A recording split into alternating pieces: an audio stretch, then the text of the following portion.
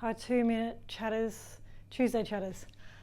If you like the sound of my voice, stay tuned because this is going to be a doozy. Today we talk about the proposed $3 million super balance cap. So recently, it's actually been in the news, the government are proposing that they start taxing people who have more than $3 million in their super fund. Now bear with me because this is very new, things are still being ironed out, government is talking to industry, so nothing is set in stone, but I'm sure it's raised eyebrows, so I'm going to walk you through how it's going to work. So importantly, it's proposed, nothing's legislated. If it does become legislated, it won't happen until 1 July 2025 and then won't be calculated till another year later, so we've got some time.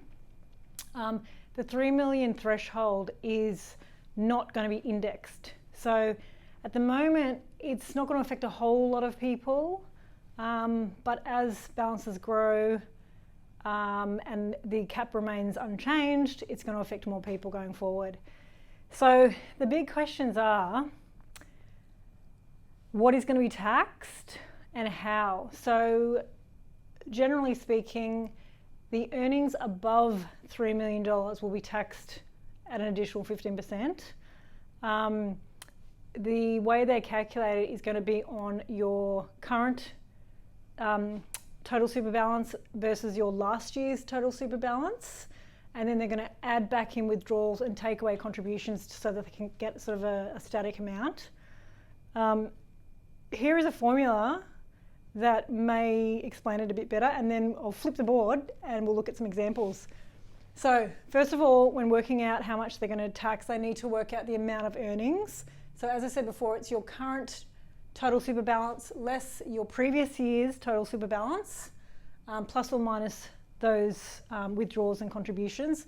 So that gives the amount of earnings that will be taxed. Next, we need to know the proportion of those earnings. So it will be based on the current transfer balance, that's total super balance, less the 3 million threshold divided by the current year. So that gives them the amount on which the earnings are derived, and then the tax liability. So it's the earnings less times the proportion times by the 15% tax. So nothing is ever simple, even though it's meant to be a simple super system. So just bear with me while I flip the board and I'll give you some examples on how this will work. So first example is going to be fairly simple because it's based on no withdrawals or contributions. This year's total super balance is 5 mil, last year's was 4.5. So the earnings that we're going to base our calculations on is going to be the difference between the two, which is 500,000. Then to get the proportion, it's the current total super balance less the 3 million threshold divided by current total super balance, which gives a 40%. So that means 40% of this earnings amount is going to be taxed at the 15%.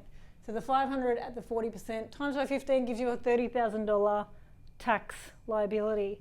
Now, this is the ATO are going to allow you to either pay this out of your own pocket, or like Div 293, you can elect to have it paid out of your super fund to meet your tax liability.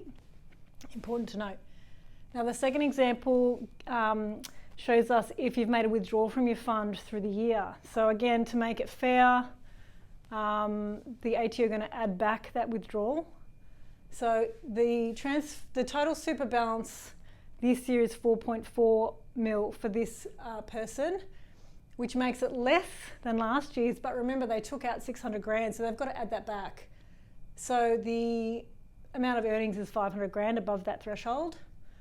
The proportion comes to 31.8. So in this example, the client will be taxed at 23,850.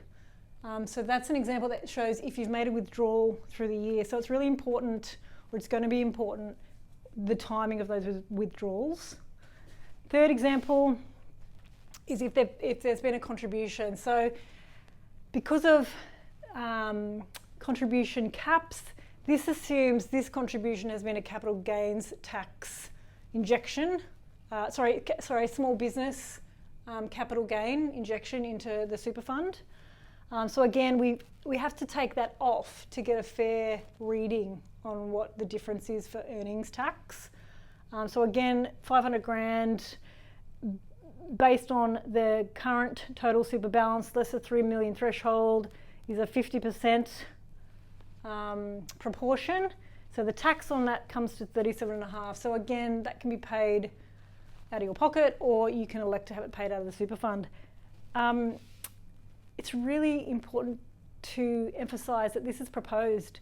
So there is absolutely no point going off and getting your knickers in a knot or doing anything to try and avoid tax. So keep doing what you're doing, keep contributing. Don't do anything until more is known, and then we can start looking at strategies. So today's information is purely for those of you who might fall into the category of having over 3 million super, and just give you a bit of background on how earnings above that will be taxed. So just to scratch an itch, really. That's it. So if you fall into this category, feel free to give me a call, but I'm going to say don't do anything anyway. But call me for a chat. Anyway, see you next week. Bye.